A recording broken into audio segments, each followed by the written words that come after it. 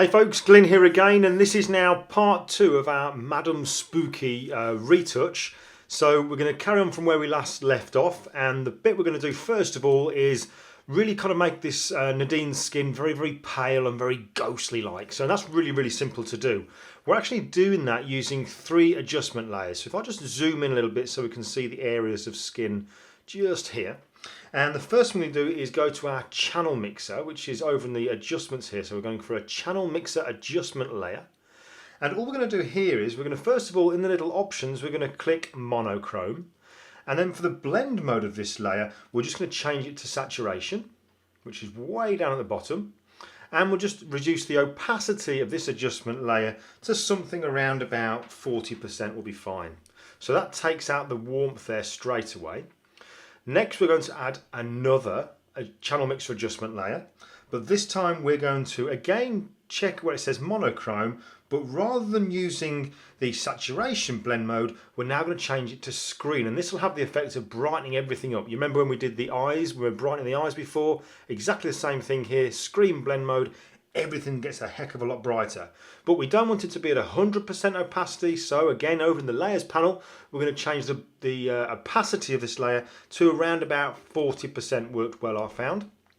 And finally, the third and final channel mixer adjustment layer, we'll click on there again. Again, we're going to change the blend mode, but this one we're going to change to soft light, but we'll just put a little tip where it says monochrome, add in the blend mode here of soft light for just a little bit of contrast.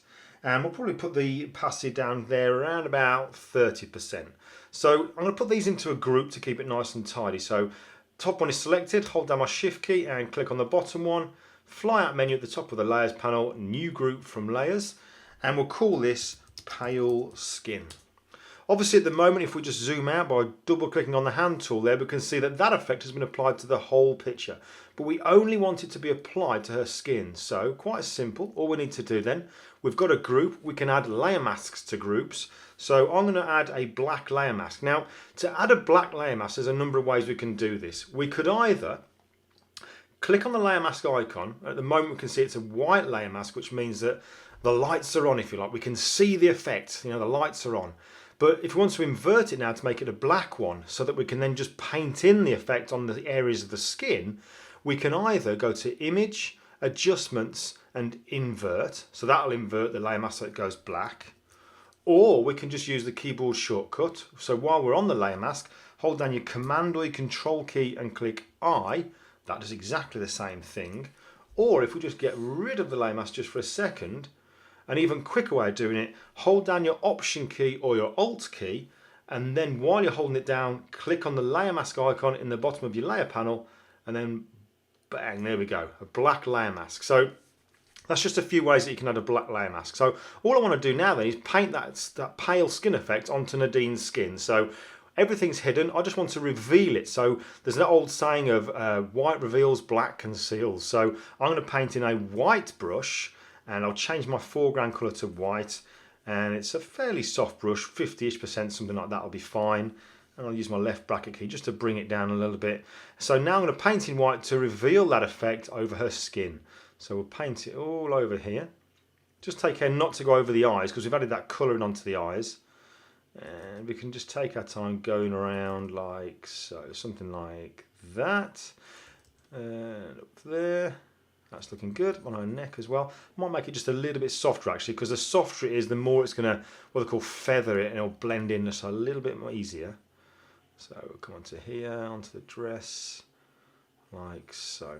Now these transparent areas here, where you've got this material where you can see through the skin below it, it's no problem at all with painting over those, because you would see the normal skin colour beneath it, so we need to cover those areas as well. Now any areas like this one, if I just zoom in a second, this bit here you can see I've gone over. So painting in white reveals the skin effect, painting in black, so I'll flip it over, painting black takes it off. So we don't want it on the dress there. Let's go back into white again, and we'll just paint it in on the hand here. So what I'll do is, rather than you sitting there watching me painting it in, I'll just quickly jump forward so that we've got it all over the skin. Okay, so I've just jumped forward and you can see now that that pale skin effect is all over Nadine's skin now. So it's on her arms, her chest and her face and whatever, but also it's on this area of the leg as well, because even though she's got these like tights on, we can still see the skin tone below. So if I just turn that all on and off now, you can see hopefully you can see on your screens there the effect on the leg, and just drag down here, you can see it on the face, the arms and the chest as well. So that gives me that kind of pale skin, that ghostly look, which kind of I think really kind of works with this Tim Burton-y kind of feel that I'm going for. So there's not that much more to do to Nadine, but one of the things I want to do before we almost finish off on working on Nadine's picture here is I want to soften her skin. Now there's so many ways that we can soften skin, but the way I'm going to show you is a way that my buddy Calvin Hollywood showed me, and that's using Camera RAW.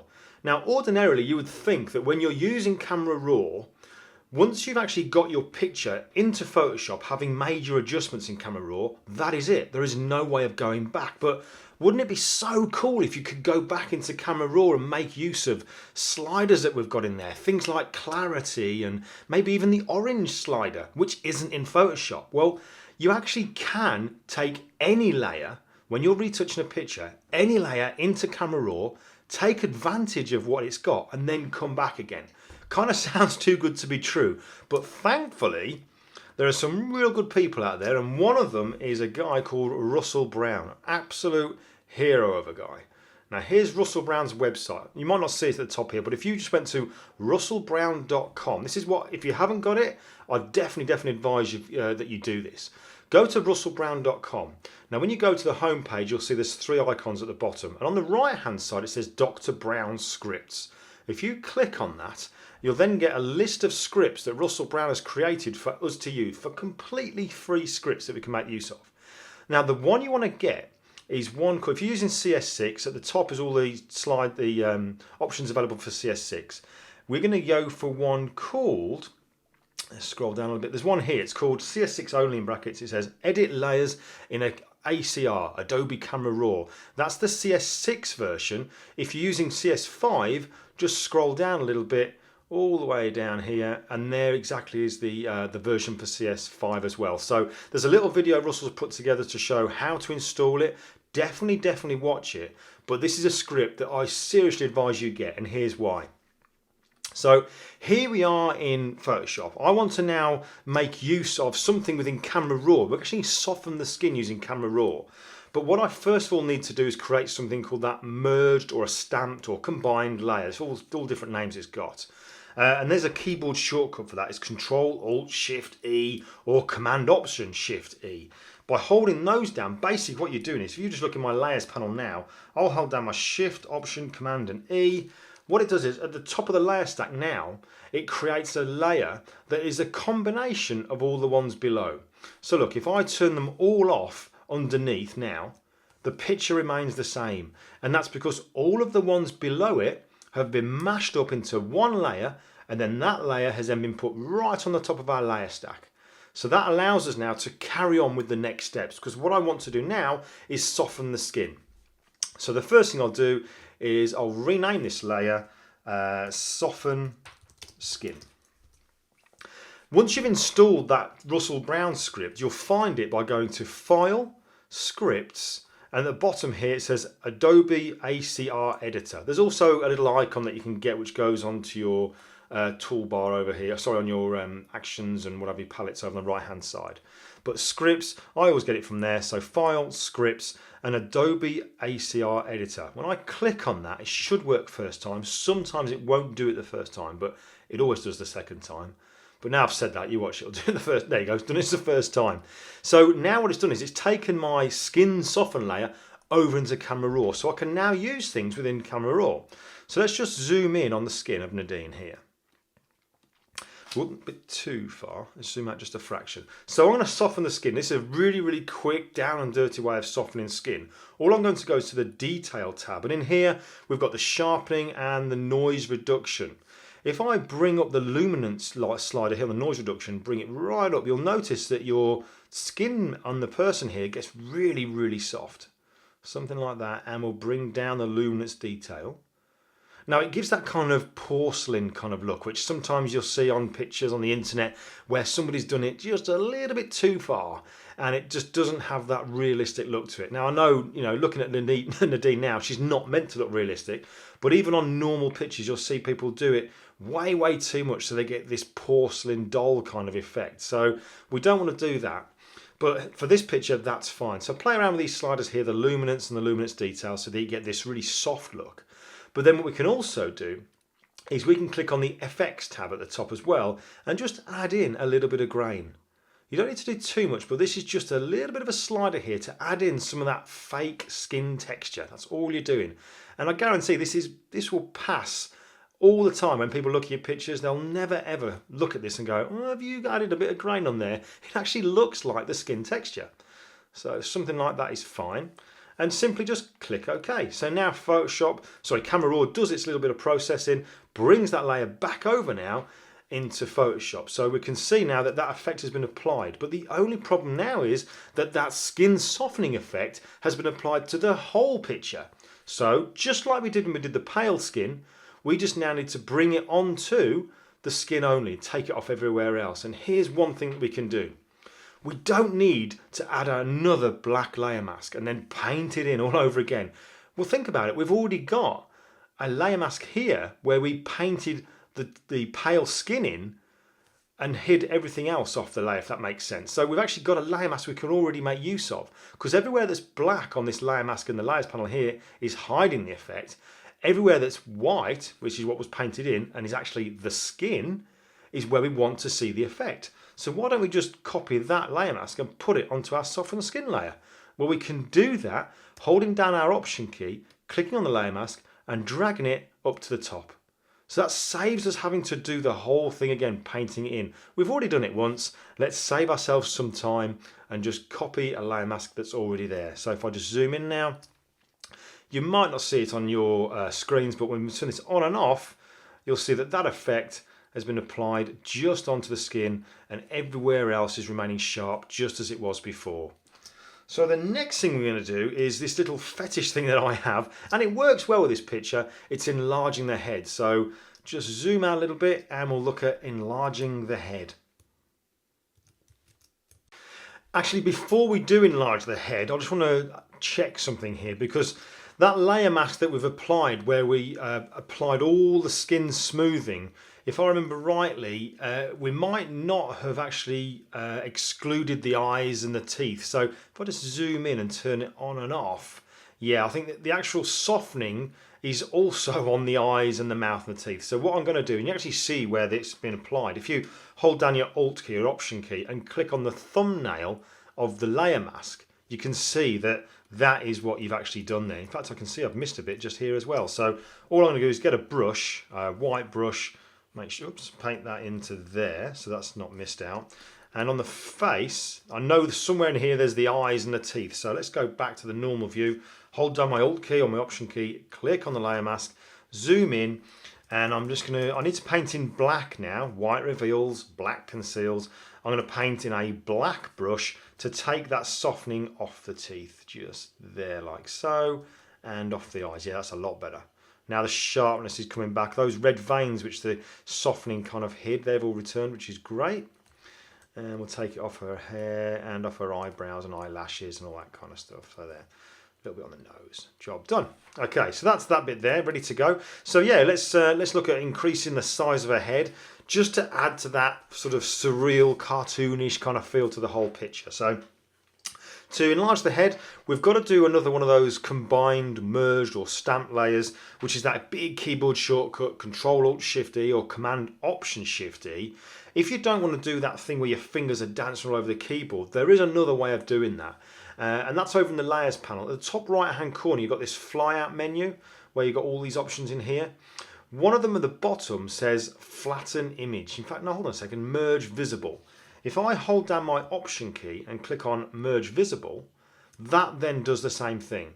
It's created that merged or combined layer right at the top of the layer stack, which is a combination of all the ones below it. Now that works really well for me if I do it that way. You might find, I've seen this at workshops sometimes when people try to do it, when they brought out this fly out menu, then they hold down their option key, the fly out menu disappears. Okay, it keeps jumping in and out. So what you're going to have to do is hold down your option key or your alt key, click on the fly out menu and click down. As you keep your, if you're using a pen tablet, hold it down. If you're using a mouse, click and hold down and drag all the way down until you get to merge visible, and then let go, and then it will allow you to do that merged or stamped combined layer. But if you can do the keyboard shortcut, do that as well, because obviously that's a lot quicker. Control Alt Shift E, Command Option Shift E. So then let's enlarge the head, and this is really simple. We're going to get the lasso tool over in the toolbar, simple freehand drawing here, lasso tool, and all I'm going to do is make a selection just around the outside of the kind of funny hat thing she's wearing. In fact, we need to just inside here, and we'll come down, watching out for this hair, and all the way around like so. I don't want to include a hand or anything like that, literally just this kind of ornate hat or headwear, and then come inside just the other side of the hand, round that bit of a hair, under the neck, and then round. So that's the selection we've made so far. I think that should be okay. And we're going to go to layer, new layer via copy. So layer via copy. So what that does is it puts that selection we made of her head all up onto its own layer. We can see there. Oops, don't want to move it around. So now what I'll do is I just want to free transform that to make it a little bit bigger. So I'm going to go to Edit and Free Transform. So we get these bounding handles around it there, like so. Let's just position it in the middle so it's easier to work on. And I want to make this grow in proportion from the center. Now you'll notice when you've got these transform handles in the middle, you've got this little kind of like crosshair there.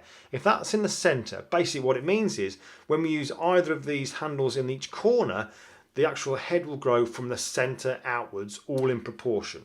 So long as we hold down our Shift key and our Alt key or our Option key. So let's just show you what I mean. Shift key and Option keys held down. I'm going to hold onto one of these little handles at the top left-hand corner and drag, and it increases the size of it, so smaller and larger. So I'll just maybe, it doesn't have to be a massive difference, but something like that will be fine.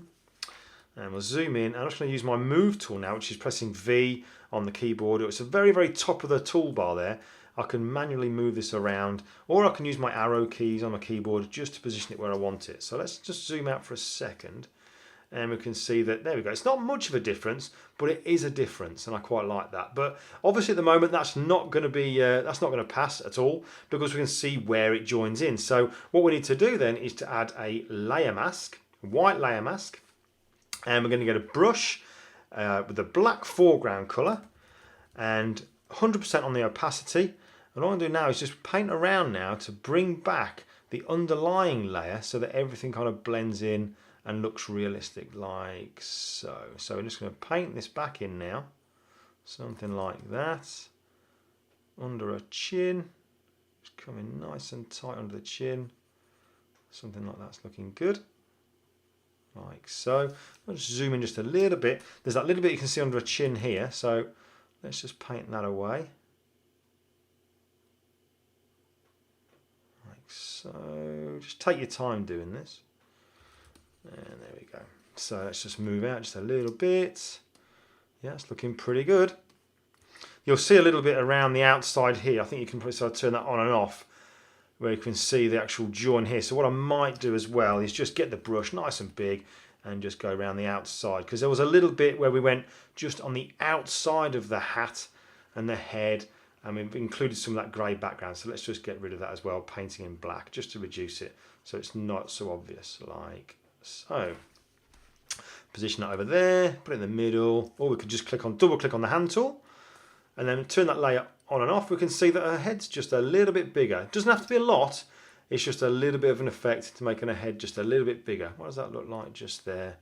On and off. Yeah, oh, there's a little bit there I need to miss. So get our brush, reduce the size of my brush, and we'll just paint that away. Something like that is looking good. It's not going to be perfect, but to be honest with you, I think that passes pretty well.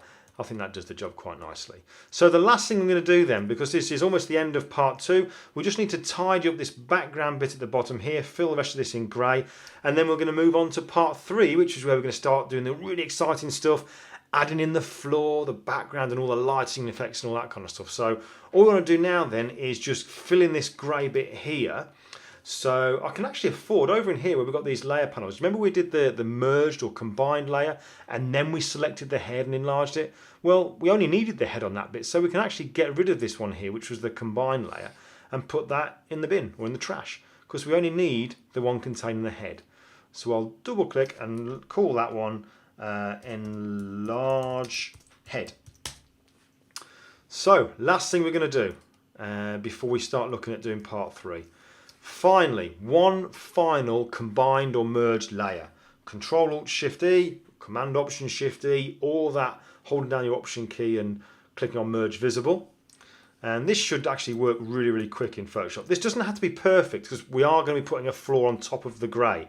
But I'll explain why we use grey afterwards when we get into part 3. But it is a massive time saver when you're doing your composites. Certainly when there's a solid background anyway. But all I'm going to do is I'll probably just get my lasso tool and make a very rough selection just to include these areas just here where we've got this. This is actually where the paper, the seamless paper, was lifting up a little bit. So that there, and then I'm going to go to Edit, Fill, and I'm using CS6 because I'm going to go with Content Aware and click OK. And let Photoshop think about it for a second and it fills it in, no problem at all. So select and we'll deselect on that, so that's perfectly fine. And we'll get rid of this little bit down here. So again, using my lasso tool, very rough selection just to include it, come round, then go to Edit, Fill, and Content Aware is still there because I used it the last time round. Click OK. Photoshop thinks about it for a moment and then wallop, done. So that is pretty much it. We could actually maybe tidy up this little tear here, but you know, I think the floor will cover that anyway, so I'm not even going to worry about that. So that's it. That's part 2. We've made the skin paler, we've softened the skin, we've enlarged the head, and we've filled in all these little defects on the floor as well. So yeah, next thing is part 3, so I shall see you soon.